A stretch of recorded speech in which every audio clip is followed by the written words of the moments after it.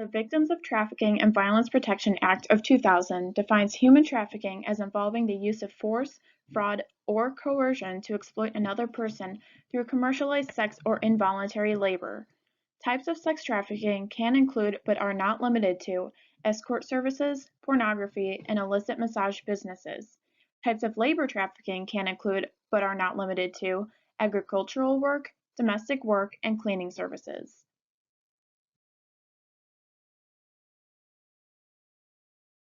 The U.S. Department of State releases a Trafficking in Persons report every year, which follows guidelines from the Victims of Trafficking and Violence Protection Act of 2000.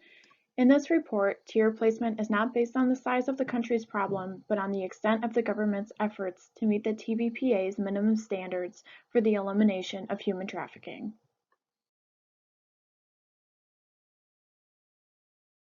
To fall in Tier 1, a country's government must fully meet the TVPA's minimum standards for the elimination of trafficking. This does not mean human trafficking does not occur within this country. Rather, it means the government is taking necessary steps to eliminate the issue, which makes it more difficult for human trafficking to occur. Tier 2 countries are those whose governments do not fully meet the TVPA's minimum standards, but are making significant efforts to bring themselves into compliance with those standards. The Tier 2 watch list has the same criteria as Tier 2, but also for which the absolute number of victims of severe forms of trafficking is very significant or is significantly increasing. There is a failure to provide evidence of increasing efforts to combat severe forms of trafficking in persons from the previous year. These efforts can include increased investigations, prosecution, and convictions of trafficking crimes, along with an increased assistance to victims and a decrease in evidence of complicity in severe forms of trafficking by government officials, and the determination that a country is making significant efforts to bring itself into compliance with minimum standards as based on commitments by this country to take additional steps over the next year. Finally, Tier 3 countries are those whose governments do not fully meet the TVPA's minimum standards and are not making a significant effort to do so. These countries typically are where human trafficking occurs the most frequently, since the government standards make it so easy to get away with.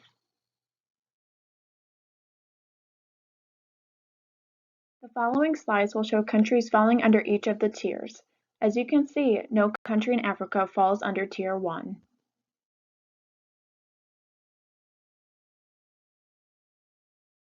Countries in East Asia and the Pacific, such as Australia, Japan, and the Philippines, fall under Tier 1, but many other countries fall under other tiers.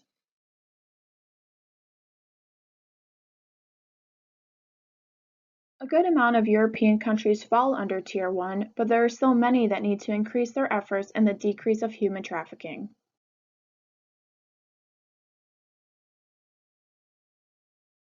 Countries in the Near East also have a lot of work to do, although Israel and Bahrain have made it onto the Tier 1 list.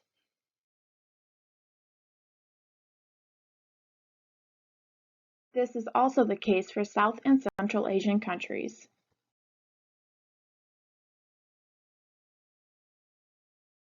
Although there are many countries that need to increase their efforts in the elimination of human trafficking in the Western Hemisphere, there are quite a few large countries that fall under Tier 1. One of them is the United States. Unfortunately, as you will see in coming slides, human trafficking is still quite prevalent throughout our country.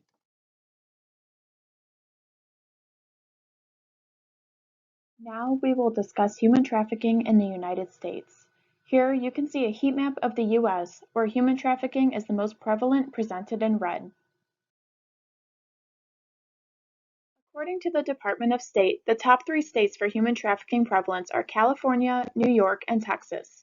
So, what makes each of these states vulnerable to human trafficking? Let's take a closer look.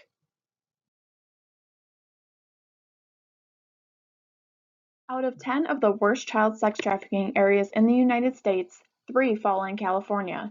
These areas are San Francisco, Los Angeles, and San Diego. Foreign nationals and immigrants are a highly targeted group by traffickers. California has a large immigrant population, contributing to its #1 spot on the Department of State's list. Along with its booming economy, California also has easy access to the U.S.-Mexico border. This allows for traffickers to find vulnerable victims in Mexico and bring them into California to work as slave laborers.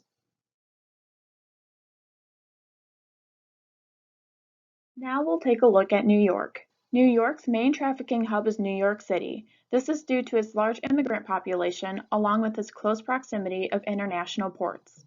There are also many populations who are quite vulnerable to human trafficking within New York, including homeless people, runaways, and foster care children. Third on the Department of State's list is Texas. Texas has a large immigrant population and a large economy, and just like California, traffickers have easy access to the US-Mexico border, which can allow for them to bring victims from Mexico into the US for labor trafficking. There's also a heavy number of runaway minors in Houston, making Houston the hotspot of Texas's human trafficking issues. We will now take a look at human trafficking in the state of Ohio. The city of Toledo, Ohio has been named as the fourth worst city in the U.S. for trafficking by the FBI. According to an article in the Ohio Family Physician, an estimated 2,879 native Ohio adolescents are at risk for sex trafficking, and unfortunately, a staggering number of 1,078 have been trafficked into the sex trade over the course of a year. But why Ohio, and where is this occurring? Ohio's proximity to Canada make the state susceptible to human trafficking, just as California and Texas's proximity to Mexico. Ohio's main interstates, I-70 and I-75, connect urban communities across rural landscapes. Victims are often recruited and hidden in less populated areas, such as rural communities, and then transported across state lines.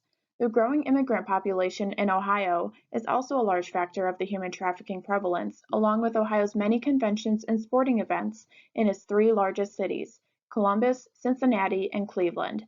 Teenage trafficking victims are often rotated among motels, truck stops, highway welcome centers, and hotels located in and around Ohio to demanding populations.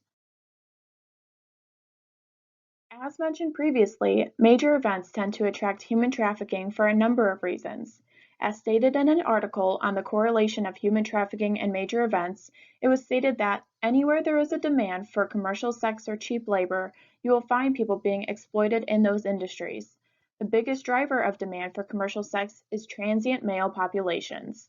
This demanding population is made up of business travelers, truck drivers, tours, and anywhere with large audiences, to name just a few. Events with this type of demand range from sporting events such as the Super Bowl to showcases such as Ohio's own Arnold Classic Sports Festival to business conventions. The higher the demand, the more exploitation occurs. So, why care? To say bluntly, anyone can become a victim of human trafficking. Although there are vulnerable and more susceptible populations, no one is immune to becoming a victim.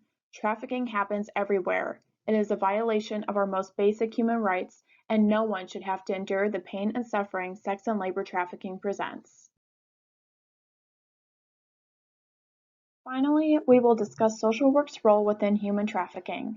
A huge role of social workers in this area is to provide education.